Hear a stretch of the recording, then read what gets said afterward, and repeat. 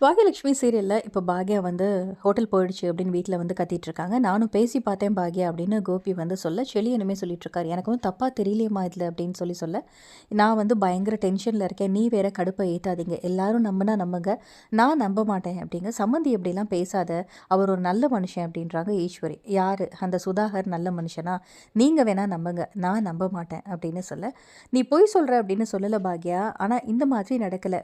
நான் வந்து அந்த ஓனர்கிட்ட போய் கூட பேசினேன். யார் இந்த ஹோட்டல் வாங்கினாங்களோ அந்த ஓனரை பார்த்து கூட நான் பேசினேன் பாக்கியா அப்படின்னு சொல்ல இப்போ வந்து எழில் வந்து சொல்கிறாரு, ஆமாம்மா அந்த புது ஓனர் பேர் சுபாஷ் அப்படின்னு நினைக்கிறேன், சுதாகர் வந்து வாங்கல போல அப்படின்னோடனே, அது எப்படி எனக்கு ஒரு விஷயம் மட்டும் எப்போவுமே புரிய மாட்டேங்குது, உங்கள் எல்லாருக்கிட்டையுமே கேட்குறேன், நான் பேசினா அது பெரிய பொய், என்ன பொய்க்காரியாக்கிடுறீங்க, ஆனால் சுதாகர் ஒரு வலையை விரிச்சாரு அப்படின்னா அது எனக்காக தான் விரிக்கிறாரு, எனக்கு முன்னாடி போய் நீங்கள் எல்லாரும் விழுந்துடுறீங்களே, அதான் எனக்கு புரியல அப்படின்னு பாக்யா வந்து சொல்கிறாங்க.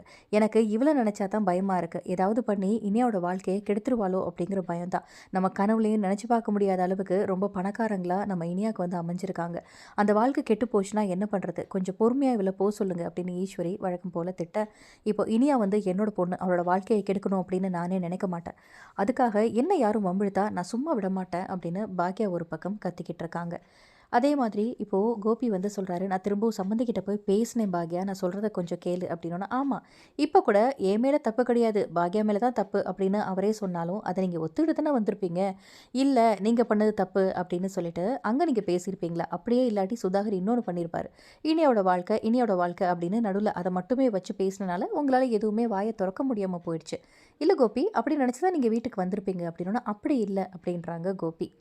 அம்மா நீ தேவையில்லாமல் கன்ஃபியூஸ் ஆகிக்கிட்டு இருக்கம்மா அப்படின்னு செழியன் சொல்ல, செழியன் இதுக்கு மேலே நீ எதுவுமே பேசாத, உங்கள் இஷ்டத்துக்கு என்ன வேணுமோ பண்ணுங்க அப்படின்னு சொல்லிட்டு நான் போகிறேன் அப்படின்னு அழுதுகிட்டே பாக்யா அங்கேருந்து போயிடுறாங்க. ஸோ அடுத்து என்ன ட்விஸ்ட் நடக்க போகுது, இனியா லைஃப்பில் என்ன ப்ராப்ளம்லாம் வரப்போகுது அப்படிங்கிறத பார்க்கலாம். இந்த வீடியோ பிடிச்சிருந்தா லைக் அண்ட் இந்த மாதிரி அப்டேட்க்கு மறக்காமல் நம்ம சேனலை சப்ஸ்கிரைப் பண்ணுங்கள். தேங்க்யூ.